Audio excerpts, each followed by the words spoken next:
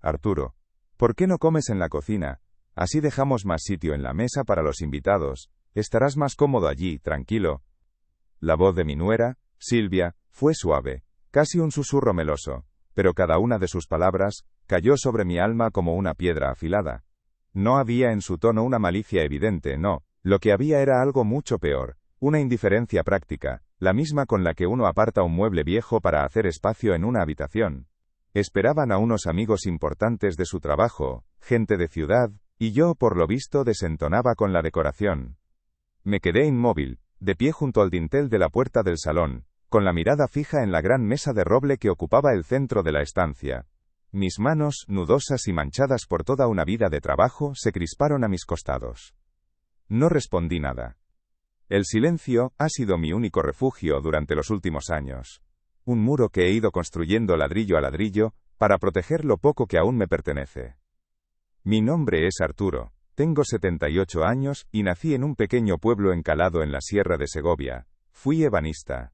No me considero un simple carpintero, sino un artesano de la madera, un hombre que aprendió a escuchar los secretos de los árboles. Heredé el oficio de mi padre, y él a su vez del suyo, en una cadena de manos que sabían dar forma a la nobleza del nogal o del cerezo. En mi taller, un trozo de madera en bruto podía convertirse en una cuna, en una silla que acogería a generaciones enteras, o en una mesa, como esa. La misma mesa en la que ya no tenía sitio. Conocí a mi Elena en la fiesta mayor del pueblo, una noche de verano en la que el aire olía a verbena y a promesas susurradas al oído. Bailamos hasta que el sol comenzó a despuntar por detrás de las montañas, tiñendo el cielo de colores imposibles. Esa misma noche, mientras la acompañaba a casa por las calles empedradas, le juré que le construiría un hogar con mis propias manos, un lugar sólido y seguro donde nuestros hijos y nuestros nietos se sintieran siempre a salvo del mundo. Y cumplí mi palabra. Compré un pequeño terreno a las afueras del pueblo, un trozo de tierra que nadie quería, y durante 5 largos años, cada hora libre, cada fin de semana, cada gramo de mi fuerza, lo dediqué a levantar las paredes de nuestra casa. Ladrillo a ladrillo, viga a viga. Recuerdo a Elena, sentada a mi lado sobre un montón de sacos, trayéndome agua fresca en un botijo de barro. Su sola presencia era todo el descanso que necesitaba mi cuerpo cansado. Cuando la casa estuvo por fin terminada, antes incluso de poner las puertas definitivas, me dediqué a mi primera gran obra de arte, esa mesa. La construí con la madera de un roble centenario que una tormenta había derribado en el monte. Tardé 6 meses en tallarla, en darle forma, en pulir su superficie hasta que reflejara la luz como un espejo oscuro. Cada veta, cada nudo, cada centímetro de su superficie lisa y cálida, contaba una historia. La historia de un amor y de un hogar que nacían al mismo tiempo, destinados a ser uno solo. Era más que un mueble, era el corazón de nuestra casa. En esa mesa celebramos el nacimiento de nuestro único hijo, Javier. En ella, él hizo sus primeros deberes escolares, apoyado torpemente en mi regazo, mientras yo le guiaba la mano con el lápiz. En ella, lloramos juntos la pérdida de mis padres, y años después, celebramos con un orgullo inmenso sus éxitos académicos. Recuerdo que vendí el mejor encargo de mi vida, una biblioteca completa para un importante abogado de Madrid, para poder pagarle la matrícula de la universidad. Elena y yo comimos pan y poco más durante meses, pero ver a nuestro hijo con un título universitario colgando en la pared, era nuestro mayor triunfo. Para que no tengas que romperte las manos como tu padre, le decía yo a menudo, con una sonrisa cansada pero feliz. Él sonreía también, pero nunca llegó a entender que mis manos no estaban rotas, sino llenas de historias. Elena se marchó hace 10 años. Un cáncer silencioso y cruel se la llevó demasiado rápido, sin apenas darnos tiempo a despedirnos. Antes de irse, en la cama de nuestra habitación, me apretó la mano, esa misma mano que tantas veces había acariciado la madera pulida de nuestros muebles, y me dijo con un hilo de voz: Arturo, esta casa es tu alma. Y la mesa es nuestro corazón. No dejes que nadie te quite tu sitio en ella. Prométemelo. Se lo prometí con un nudo en la garganta, sin saber entonces que esa promesa se convertiría en el pilar que sostendría mi dignidad en los años venideros. Su ausencia dejó un vacío que ni toda la madera del mundo podría llenar jamás, un silencio que se instaló en cada rincón de la casa. Javier se casó con Silvia un par de años después de la muerte de su madre. Al principio, todo parecía ir bien. Venían a comer los domingos, y la casa volvía a llenarse de un eco de las risas de antaño. Pero pronto, muy pronto, empezaron las indirectas, las frases lanzadas al aire como semillas de amargura. Que la casa era demasiado grande para un hombre solo. Que el pueblo estaba muy lejos de su trabajo en la ciudad. Que sería mucho más práctico y seguro para ti, papá, si se mudaban ellos aquí, y yo me quedaba en la habitación del fondo, la más pequeña. Acepté sin dudarlo. Creí, en mi ingenuidad, que así la casa volvería a llenarse de vida, de calor familiar. Qué ciego y qué ingenuo fui.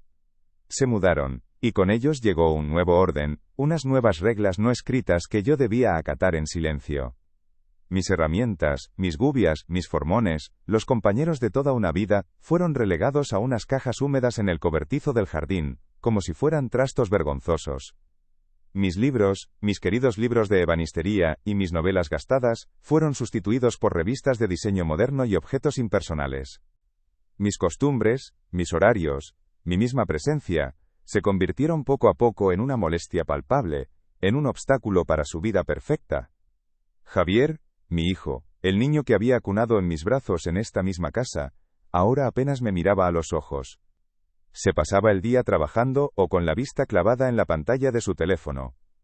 Era Silvia la que dictaba las normas del nuevo hogar. Y su norma principal, aunque nunca la pronunciara en voz alta, era que yo debía ser invisible, un fantasma silencioso que no molestara. El detonante final, la gota que colmó el vaso de mi paciencia, fue esa frase. ¿Por qué no comes en la cocina? No era la primera humillación, por supuesto.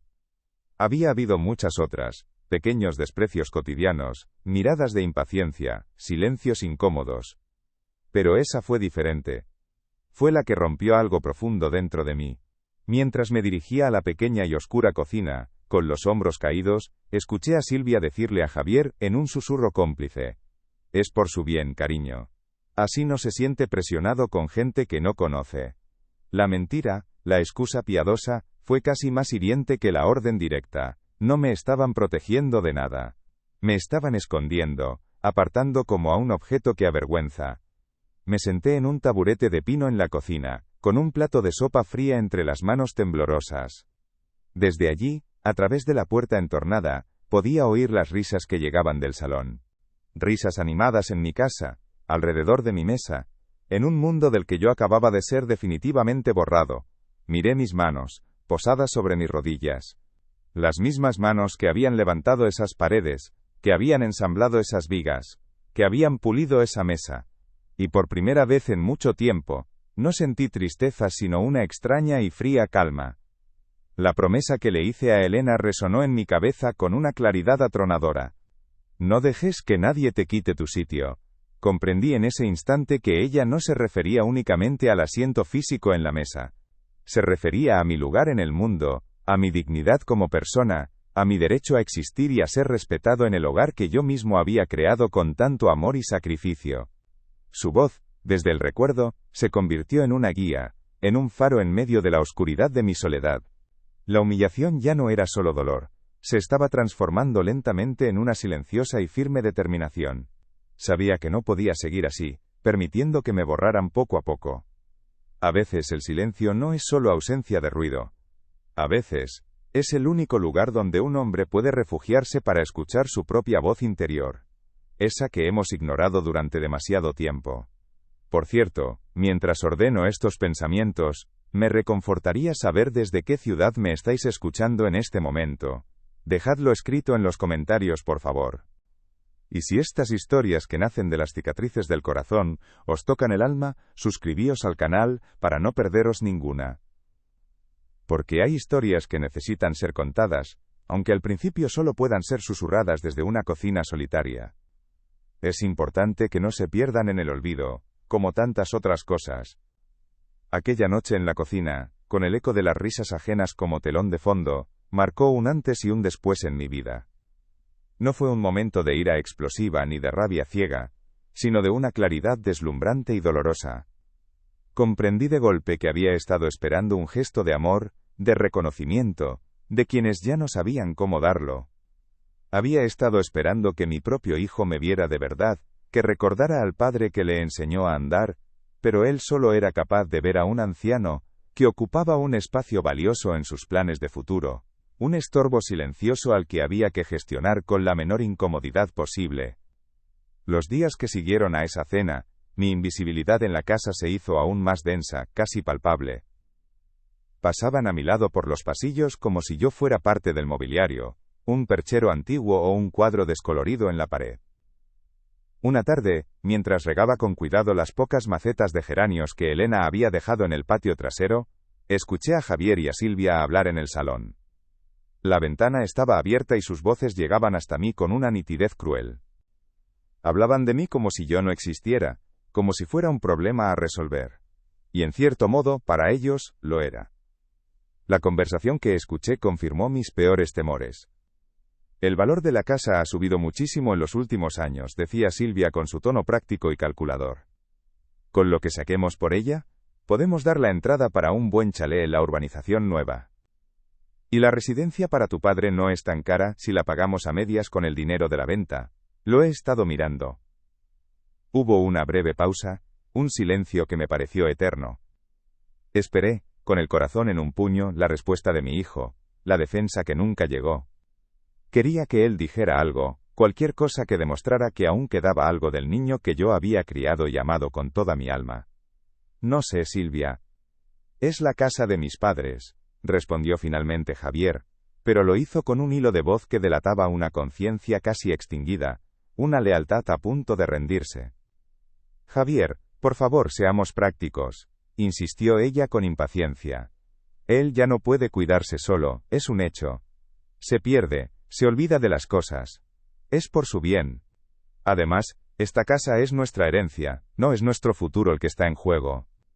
Me quedé completamente inmóvil, con la regadera en la mano, sintiendo cómo el agua fría se derramaba sobre mis zapatos gastados. No me estaba perdiendo.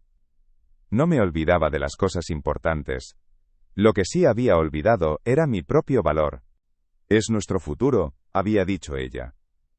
Y en ese futuro que ellos estaban diseñando con tanto esmero, yo era simplemente un obstáculo a liquidar, una pieza vieja que ya no encajaba en su puzzle de éxito y modernidad. Su futuro se construiría sobre las ruinas de mi pasado, sobre los cimientos de la casa que yo había levantado para protegerlos a ellos. Esa noche no dormí.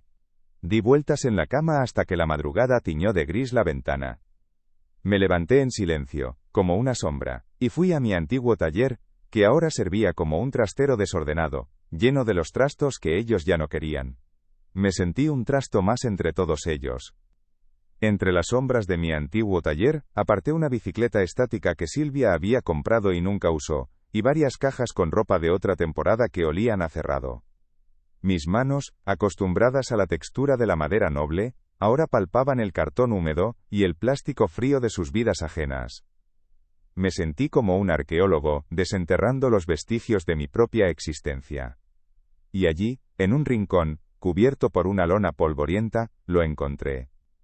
El viejo baúl de metal donde guardaba no solo mis herramientas más preciadas, sino los cimientos de mi vida. Al abrirlo, el olor a aceite de linaza y a cedro llenó el aire viciado, y por un instante, volví a ser el hombre que era. Dentro, junto a mis gubias y formones perfectamente ordenados, reposaban los documentos que importaban. La escritura de la casa, con mi nombre y el de Elena grabados en una caligrafía oficial y solemne. Tras su muerte, la ley me reconocía como el único y absoluto propietario. Un hecho simple, legal, que ellos en su arrogancia habían olvidado o peor aún, ignorado por completo. Junto a la escritura, había una pequeña caja de madera de cedro que yo mismo había tallado para Elena en nuestro 5º aniversario. La abrí con un cuidado reverencial. Dentro, sobre un lecho de terciopelo descolorido, estaba mi alianza de boda, que me había quitado el día de su entierro porque el oro me quemaba la piel de pena, y una carta. La caligrafía de Elena, elegante y firme como ella misma, llenaba el papel amarillento. Mi querido Arturo, comenzaba la carta. Si estás leyendo esto, es que yo ya no estoy a tu lado y las cosas, probablemente, se han puesto difíciles. Conozco tu corazón, sé que es demasiado bueno, y que eres capaz de perdonar hasta lo imperdonable por amor a nuestro hijo. Pero escucha bien mis palabras, amor mío, tu dignidad no es negociable. Cada frase era un bálsamo y una orden. La construiste con la misma paciencia, y la misma nobleza con la que construiste nuestro hogar. No dejes jamás que la conviertan en serrín. Eres un hombre fuerte, no por tus músculos, sino por la integridad de tu alma. Usa esa fuerza ahora, vive, sé feliz. Es lo único que te pido. Las lágrimas, esas viejas compañeras de mi soledad, cayeron sin permiso sobre el papel. Pero no eran lágrimas de tristeza. O al menos no solo de eso. Eran lágrimas de un dolor antiguo que por fin encontraba un cauce, y también de una nueva y feroz determinación que nacía en mi pecho. Doblé la carta con un cuidado infinito, como si fuera la reliquia más sagrada, y me la guardé en el bolsillo interior de la camisa, pegada al corazón. Luego, tomé la alianza de oro. Estaba fría, pero al deslizarla de nuevo en mi dedo anular, sentí un calor que se extendía por todo mi cuerpo. Encajaba perfectamente. Era un simple círculo de metal, pero en ese momento sentí que era un círculo de fuerza inquebrantable, la armadura que necesitaba. A la mañana siguiente, me levanté antes que nadie, con el sol despuntando apenas por la ventana. Mientras Javier y Silvia dormían el sueño de los justos, de los que creen tener el control de todo, yo hice una llamada desde el viejo teléfono del pasillo. Marqué el número de Mateo, mi amigo de la infancia, el hijo del herrero, que con los años y mucho esfuerzo se había convertido en un respetado notario en la capital de la provincia. Su voz, aunque algo más grave por los años, seguía siendo la misma voz franca y leal del niño con el que compartí juegos y secretos. Le conté mi situación, sin adornos, sin quejas, con la voz tranquila y firme de quien ha tomado una decisión irrevocable. Arturo, amigo mío, cuánto siento escuchar todo esto, me dijo Mateo tras un largo silencio al otro lado de la línea.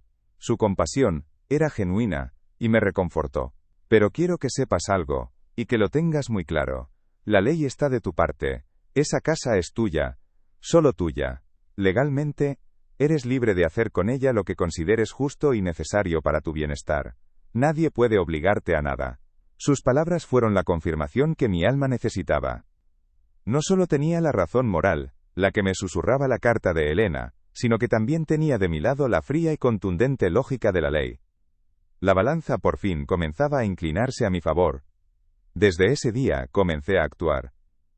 Con el sigilo de un zorro viejo, con la precisión de un artesano que conoce cada paso de su oficio. Cada mañana, en cuanto la casa se quedaba vacía, me ponía a trabajar en mi plan. Empecé a ordenar mis pocas pertenencias. Empaqueté con esmero mis libros, mis pocas ropas, las fotografías de Elena que aún no habían sido desterradas a algún cajón. Cada objeto era un recuerdo, una pieza de mi historia que rescataba del naufragio. No lo hacía con tristeza, sino con una metódica y liberadora sensación de propósito. Estaba construyendo, una vez más, mi propio futuro, pero esta vez, no con ladrillos, sino con los fragmentos de mi propia vida. Dediqué una tarde entera a mis herramientas. Las rescaté una a una del húmedo cobertizo, de su exilio injusto. Las limpié con un trapo empapado en aceite, eliminando el óxido incipiente, puliendo el acero hasta devolverle su brillo.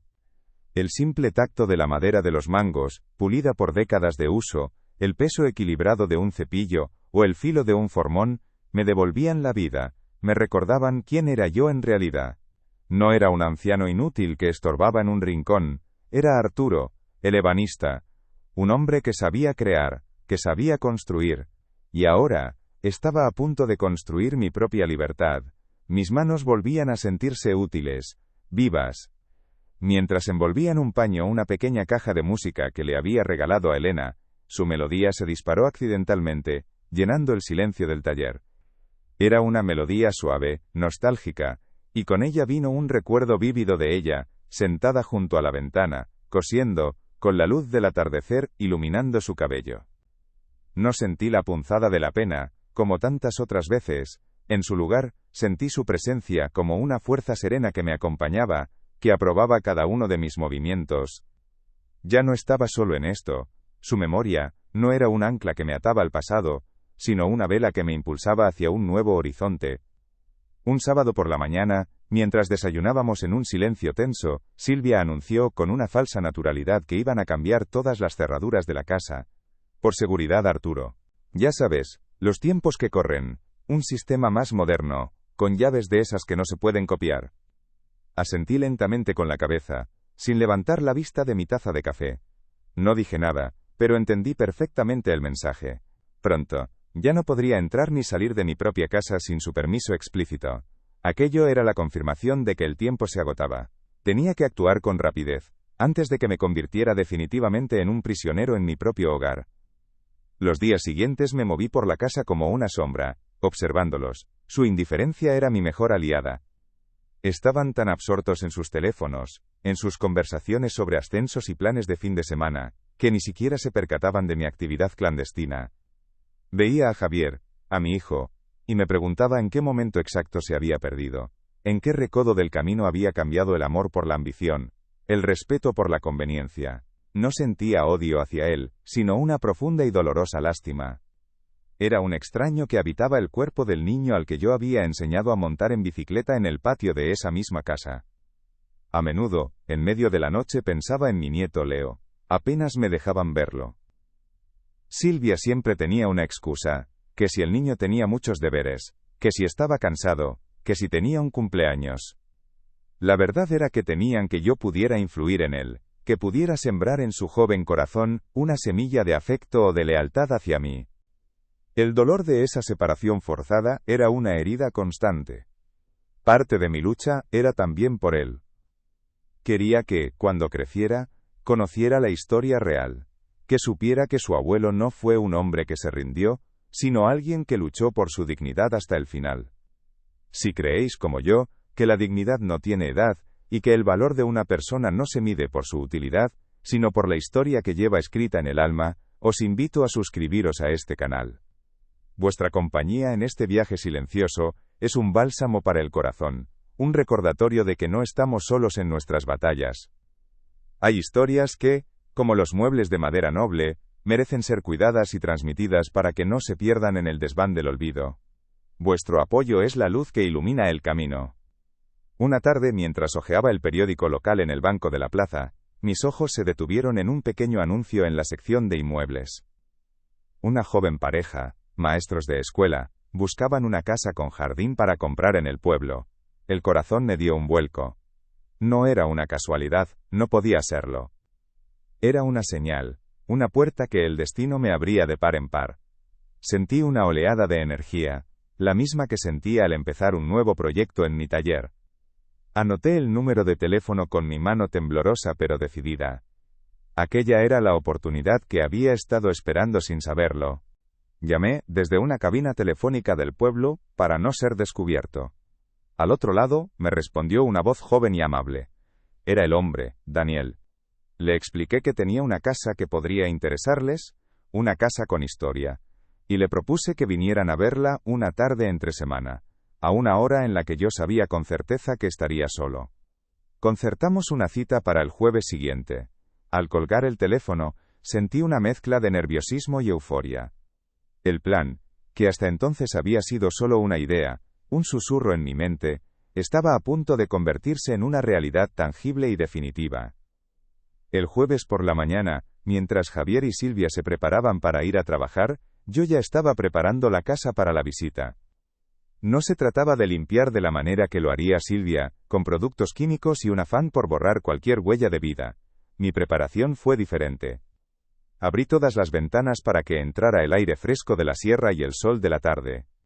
Coloqué un pequeño ramo de flores silvestres del jardín en un jarrón sobre la chimenea. Quería que la casa respirara, que mostrara su alma, no solo su estructura.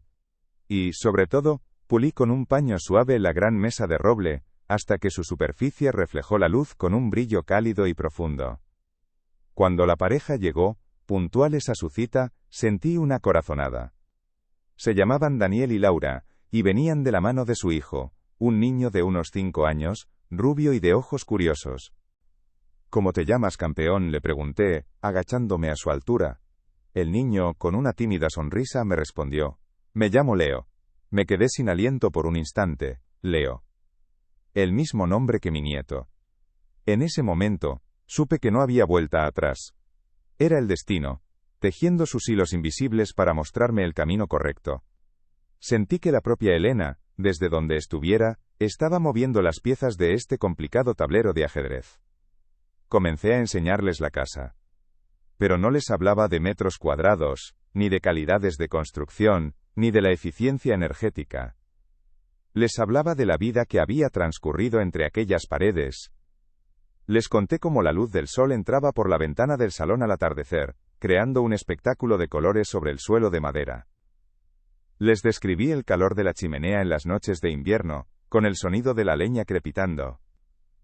Les hablé con acento agudo del olor del bizcocho de limón que Elena horneaba cada domingo por la mañana, un aroma que, si cerraba los ojos, casi podía volver a percibir impregnado en las paredes. Finalmente los conduje al salón, al corazón de la casa. Nos detuvimos frente a la gran mesa de roble. Pasé mi mano por su superficie lisa y cálida, una caricia familiar que había repetido miles de veces. Esta mesa la hice yo, les dije con la voz cargada de emoción contenida. La tallé con la madera de un roble centenario que una tormenta derribó en el monte. Tiene espacio para 10 personas. Ha visto más celebraciones familiares. Ha escuchado más secretos y ha secado más lágrimas de las que mi memoria es capaz de recordar. Una casa, añadí, mirándolos a los ojos, no son solo los ladrillos que la sostienen, es el lugar donde se guardan los recuerdos. Laura, la joven maestra, me miró con los ojos empañados por las lágrimas.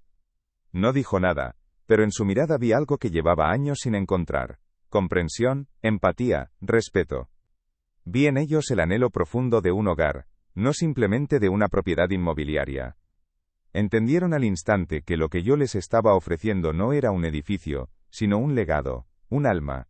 Supieron ver más allá de las paredes y las vigas, y conectaron con la esencia misma de lo que yo había construido con tanto amor y sacrificio a lo largo de toda una vida. En ese preciso instante, supe que ellos eran los herederos que mi casa merecía. Entonces, les hablé con acento agudo del precio. Les ofrecí una cantidad justa, considerablemente por debajo del valor de mercado que Silvia había mencionado con tanta avidez. No busco hacerme rico con la venta de mi casa, les expliqué con sinceridad.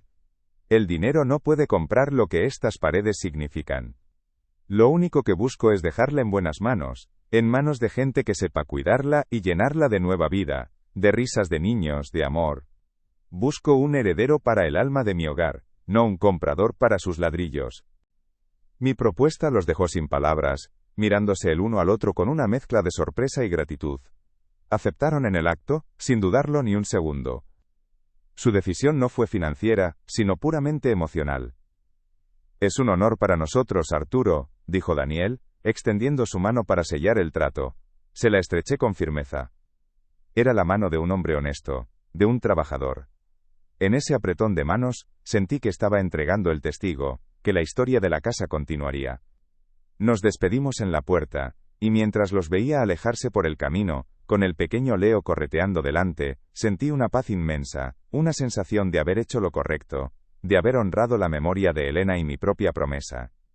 Los días que siguieron fueron un torbellino de actividad secreta. Me reunía con Mateo y con la joven pareja en la ciudad para organizar el papeleo. Cada firma, cada documento, cada paso burocrático, era un paso más hacia mi liberación. Me sentía rejuvenecido, con un propósito claro que me llenaba de energía cada mañana. Por primera vez en muchos años, volvía a ser el dueño de mi destino, el arquitecto de mi propio futuro.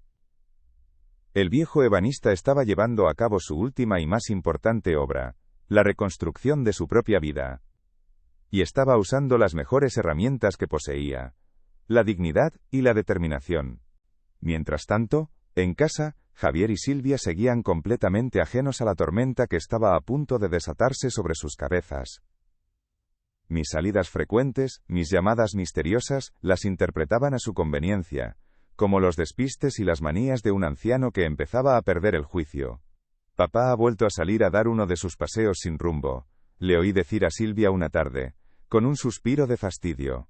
Su ceguera, su incapacidad para verme como la persona que realmente era, se convirtió en mi mejor escudo, en el velo perfecto para ocultar mis movimientos. Su desprecio me estaba dando, irónicamente, la libertad para actuar. El día de la firma definitiva en la notaría de Mateo, me vestí con mi mejor traje, el mismo que había llevado en la boda de mi hijo. Al mirarme en el espejo, no vi a un anciano derrotado, sino a un hombre entero, un superviviente. Sentí la presencia de Elena a mi lado, su mano invisible sobre mi hombro, dándome su bendición. En el despacho de Mateo, ante la joven pareja que me miraba con un respeto abrumador, firmé los papeles con una mano firme y segura. La misma mano que había guiado la gubia para tallar la mesa. Con cada trazo de mi nombre sentía que estaba escribiendo el capítulo final de una larga historia de sumisión. Cuando salí de la notaría, llevaba en el bolsillo interior de mi chaqueta un cheque bancario con el importe de la venta. No era solo un papel con una cifra. Era mucho más que eso. Era mi pasaporte a una nueva vida. Era la prueba tangible de mi autonomía recuperada. Era el precio de mi libertad. Caminé por las calles de la ciudad sin rumbo fijo, sintiendo el peso reconfortante del cheque en mi bolsillo. El aire me parecía más puro, los colores más vivos. Era la primera vez en una década que me sentía verdaderamente dueño de mí mismo, sin ataduras, sin deudas emocionales con nadie. Esa tarde al volver a casa nada había cambiado en apariencia, pero en el fondo, todo era irrevocablemente distinto. Me senté en mi viejo sillón y los observé mientras preparaban la cena, mientras hablaban de sus planes para el fin de semana, de la gente a la que iban a invitar. Los miré no con rabia ni con resentimiento, sino con una extraña y serena distancia, como quien observa a los personajes de una obra de teatro cuyo final ya conoce. Ellos aún no lo sabían, pero su mundo, construido sobre cimientos de egoísmo y conveniencia, estaba a punto de desmoronarse por completo. Y no sería por una explosión, sino por un silencio. Pasé esa última noche en la casa, deambulando por sus habitaciones en la oscuridad, despidiéndome en silencio de cada rincón. Acaricié el marco de la puerta donde había medido la altura de Javier año tras año. Me detuve en la ventana desde la que Elena y yo veíamos las estrellas en las noches de verano. No sentía tristeza por lo que dejaba atrás, sino una profunda gratitud por lo que había vivido allí. La casa ya había cumplido su propósito en mi vida. Ahora era el momento de que albergara nuevos sueños, nuevas historias. Mi historia debía continuar en otro lugar. Pensé en la nueva familia, en Daniel y Laura, y sobre todo, en el pequeño Leo. Me lo imaginé haciendo sus primeros deberes en la gran mesa de roble, bajo la atenta mirada de su padre, tal como yo había hecho con Javier tantos años atrás. Imaginé la casa llena de nuevo con el sonido de las risas infantiles, con el bullicio de una vida familiar basada en el amor y el respeto mutuo. Esa imagen me llenó de una profunda paz. Mi obra, mi legado, no iba a ser destruido ni vendido al mejor postor, iba a ser habitado, amado y cuidado. Era el mejor final posible para la casa que construí con mis propias manos. El clímax de mi historia no fue una discusión a gritos, ni una escena de reproches amargos. Fue un acto de autonomía serena, planeado y ejecutado con la precisión de un maestro artesano. Ya había ganado mi batalla. Había vendido mi casa, había asegurado mi futuro, y lo más importante de todo, había recuperado el control de mi propia narrativa. Mi victoria no residía en la confrontación, sino en la liberación silenciosa que me había procurado a mí mismo.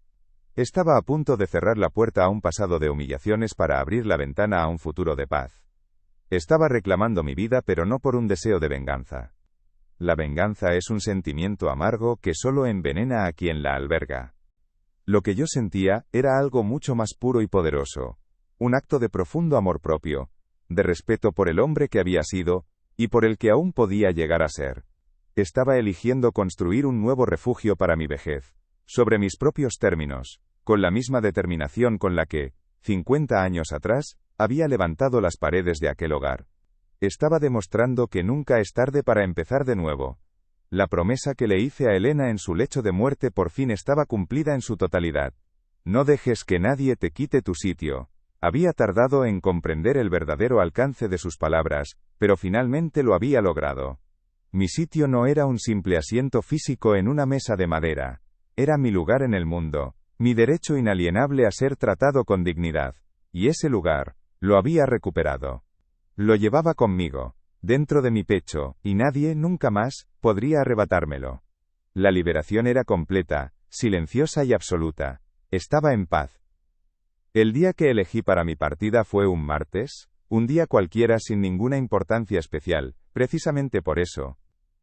Javier y Silvia se marcharon a trabajar como de costumbre, tras dejarme el desayuno preparado en la cocina junto a una nota pasivo-agresiva que se había convertido en su forma habitual de comunicación. No te olvides de tomarte las pastillas, papá. Yo ya lo tenía todo listo desde la noche anterior. Una pequeña maleta con mi ropa, una caja de madera con mis herramientas más queridas y otra con los pocos tesoros que me quedaban. Las fotografías de Elena, la caja de cedro con su carta dentro, y un pequeño pájaro de madera que le había tallado en nuestro primer aniversario. Todo cabía perfectamente en el coche de Mateo, que me esperaba pacientemente al final de la calle, como un cómplice leal en mi silenciosa huida hacia la libertad. Antes de abandonar la casa para siempre, necesité recorrer L.A. una última vez, como quien se despide de un viejo amigo.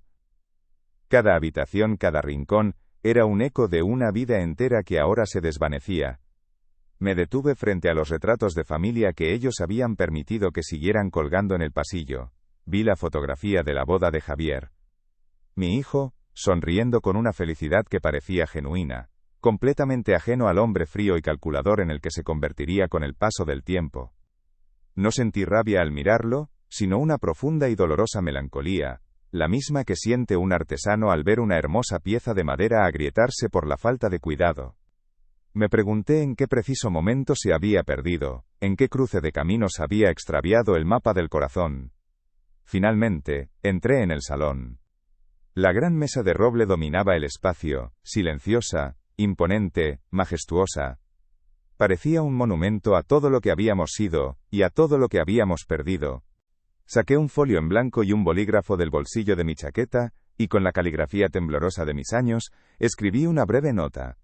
No era una carta de reproche, pues el tiempo de los reproches ya había pasado. Era una despedida, una última lección de un padre a un hijo que había olvidado cómo escuchar. La doblé con cuidado y la dejé en el centro exacto de la mesa, justo en el lugar que antes, en otra vida, había sido el mío, el que me habían arrebatado con tanta frialdad.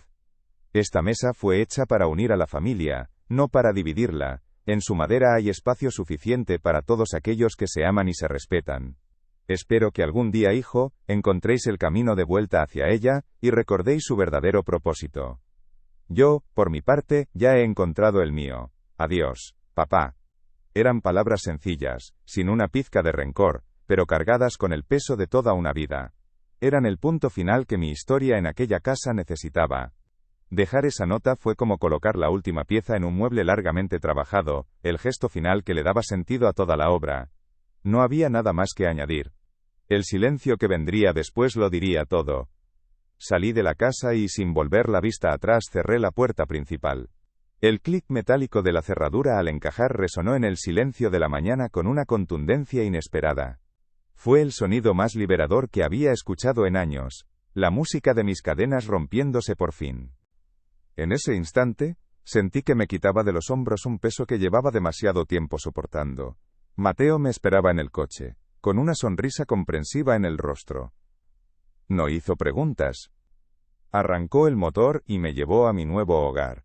Un pequeño apartamento de alquiler en un pueblo vecino, luminoso, con un balcón lo suficientemente grande como para instalar un pequeño banco de trabajo, donde mis manos pudieran volver a hablar el lenguaje de la madera.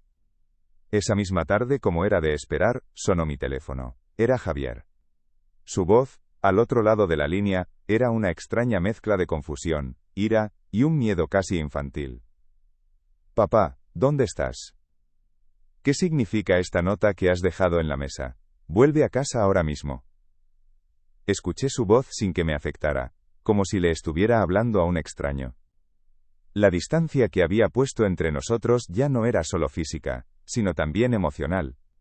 Había construido un nuevo muro, pero esta vez no era para esconderme, sino para protegerme.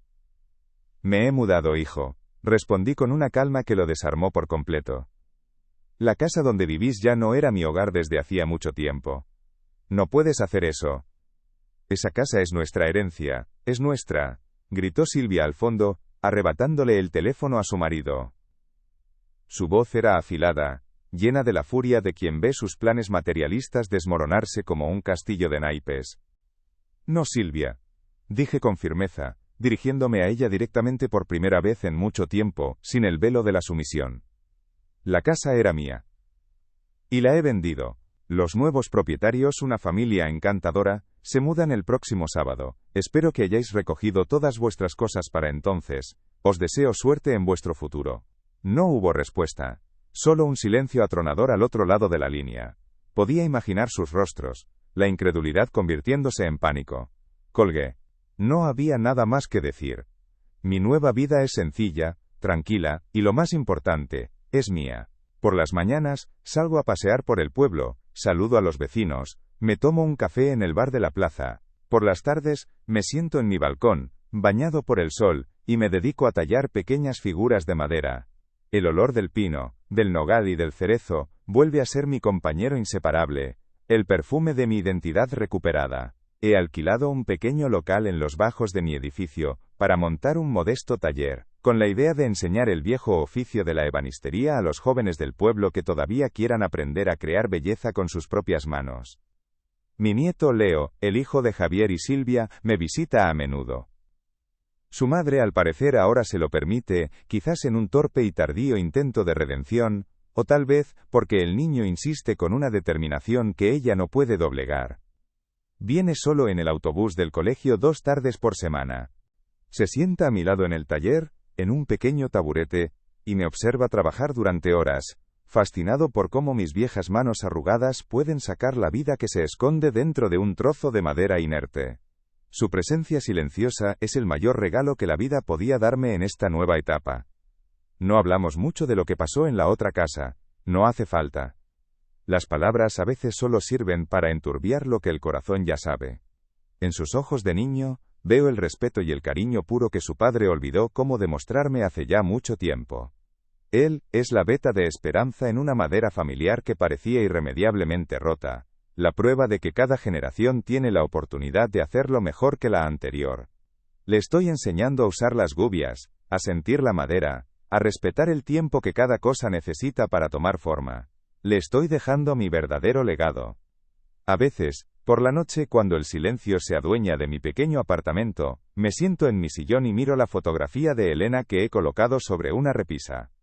Le hablo en voz baja, le cuento mis días, le describo la sonrisa curiosa de nuestro nieto, siento que estaría orgullosa de la decisión que tomé. No recuperé la casa que construí para ella, ni tampoco he recuperado a mi hijo, al menos no al hombre que debería haber sido. Pero he recuperado algo mucho más importante, algo que creía perdido para siempre: mi paz, mi propósito y sobre todo, mi propia dignidad. He aprendido que un hogar no son las 4 paredes que lo sostienen, sino el respeto y el amor que habitan en su interior. Una familia no es solo la sangre que se comparte en las venas, sino el cuidado y la atención que se profesan los unos a los otros en el día a día. Y una mesa, una simple mesa de madera, puede ser un trono donde se celebra la vida, o una fría celda de aislamiento, dependiendo enteramente de si te invitan a sentarte con amor, o te piden que te levantes con una indiferencia que duele más que cualquier golpe. Yo construí aquella mesa con mis manos, y con esas mismas manos he tenido que reconstruir mi vida desde los cimientos. Y esa es una lección que ninguna universidad puede enseñar, que ningún título puede comprar. Es la sabiduría profunda y a veces dolorosa que solo se aprende cuando, después de haberlo dado todo por los demás, te das cuenta de que lo único que realmente te pertenece, lo único que nadie te puede quitar si tú no se lo permites, es a ti mismo. Mi historia al final, no es una historia de pérdida, sino de un valioso reencuentro. Mi viaje ha sido largo y silencioso, pero me ha traído hasta aquí, a este remanso de paz. El sonido de la madera al ser tallada es ahora la única música que necesito. Cada viruta que cae al suelo es un pedazo de tristeza que se va, dejando espacio para algo nuevo, para la serenidad. La vida me ha enseñado que incluso del árbol más viejo y maltratado puede brotar una nueva rama, si se le da la oportunidad y un poco de sol. Y mi sol, ahora, es la sonrisa de mi nieto y la libertad de ser simplemente yo, Arturo, el ebanista. La madera tiene memoria, y las personas también. Lo importante no es olvidar las heridas, sino aprender a vivir con las cicatrices, convirtiéndolas en las vetas que nos hacen únicos y fuertes. Mi mayor deseo es que mi historia sirva como un pequeño recordatorio del inmenso valor que reside en nuestros mayores, en sus manos, en sus silencios y en las historias que guardan. Cuidemos de ellos, porque en sus raíces se encuentra la savia que nos alimenta a todos. Ellos son el corazón de la mesa familiar, y sin ellos, la mesa se queda irremediablemente vacía, por muchos invitados que haya. Gracias por haberme acompañado hasta el final de este relato, por haber escuchado la voz de este viejo artesano. Vuestra presencia, aunque silenciosa, ha sido un bálsamo para mi alma. Me reconfortaría mucho leer vuestros pensamientos en los comentarios, y si tenéis alguna idea para futuras historias, no dudéis en compartirla. Os invito una vez más a suscribiros al canal, para que otras voces como la mía, que a menudo se pierden en el ruido del mundo, puedan encontrar un lugar donde ser escuchadas. Porque cada vida, por humilde que sea, es una obra de arte que merece ser contada.